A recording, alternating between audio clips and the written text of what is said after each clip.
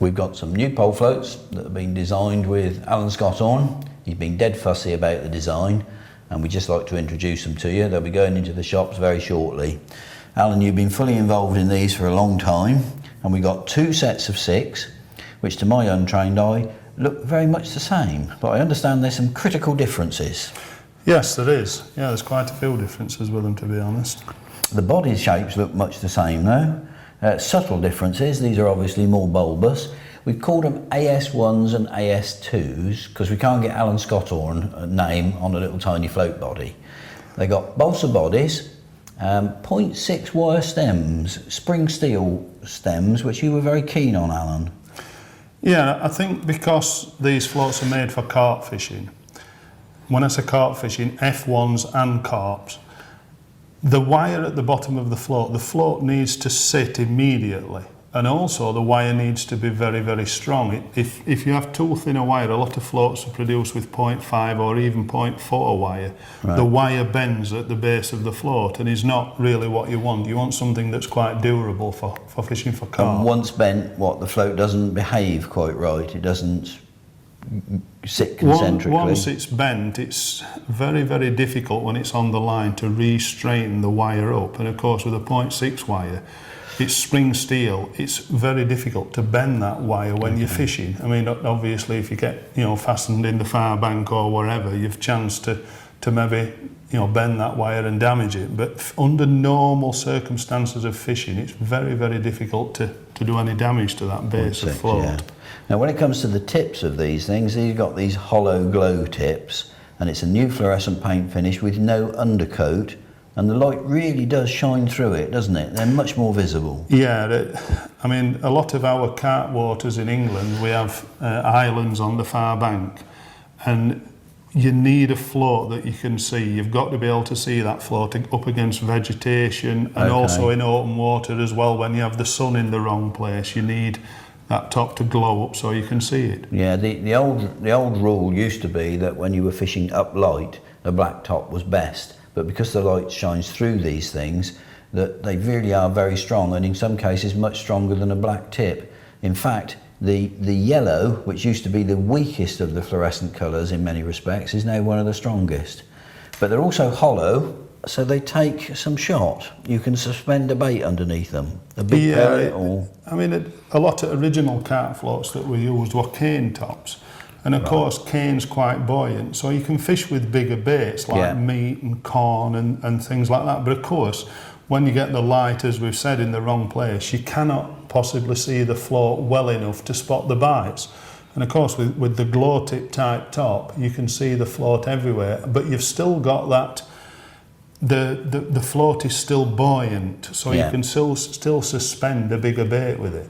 Okay, now you've got a little wire eye right at the base of that, and it's very neat, and it's also blacked out, which is quite interesting. And you're happy with this type of wire eye rather than one set in the body? Yeah, originally the wire eyes were a problem for me, because what used to happen, the line for me used to get trapped around the wire eyes, and occasionally you get the line cut off. But with these type of eyes, there's an eye formed and then the wire goes around the actual bristle. So it's almost impossible for the eye to leave the float.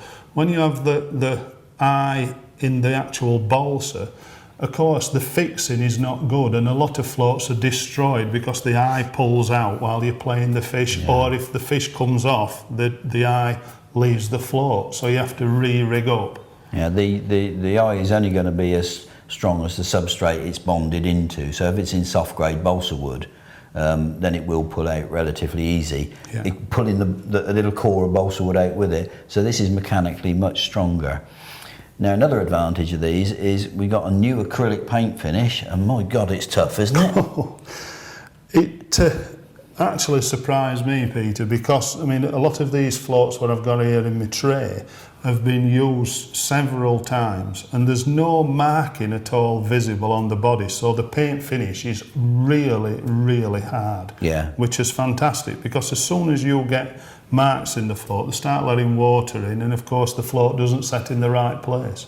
Yeah, it is really tough. It forms a sort of shell on the outside of the balsa wood, and it's so crisp that you can't break it at all. It's very, very tough indeed. We're very impressed with this paint finish. It's good and durable. And you like the black. You've insisted on black. In fact, he's been very fussy and he's insisted on everything being spot on. But you like the black above all else. And I like black because often when you get clearer water in the winter and a high sun, you can see the body of the float, and I hate being able to see the body underneath the water. I'd rather have it black. It's not visible to the eye. You could just concentrate on the actual bristle, which is the main part that you want to see. So it's forming a distinct contrast between the body and the tip that's important. Of course. And that's why you wanted this wire eye blacked out as well. Yes. Because if it's in the bright stainless, it gives a little flash at that position. Now the wire stem acts as a keel, as I understand it, and helps balance the float. Yeah. A lot of time when you're fishing for carp, you're lifting and dropping the bait. And of course, with a carbon stem, the float tends to rock on itself a little bit because the carbon's not heavy enough. When you've got a 0.6 wire, it sits immediately because the float will sit very straight. So the bites are much better. And also, of course, in England, we get loads of wind. So when you're fishing up to islands and things and fishing in open water, we get a lot of wind in England. You want that heavy base of wire so the float sits straight. Right. Okay. Makes a big, big difference. So your control and your presentation. Yes. These are two sets of 6. They go from 0.1 in special sequence all the way through to 0.6. And these are very much designed for your relatively shallow English waters, because when I've seen you fishing in World Championships on the continent, you're often using massive great things far removed from these. Yeah, most of our waters in England, I mean, it's very rare that you'd go much above a 0.6 float because all our carp type lakes have been built shallow. Because of course, if you get a really deep lake, you've got to put a million zillion fish in it to catch any fish. Okay. So our lakes are quite shallow. They're sort of 5 foot is a deep lake.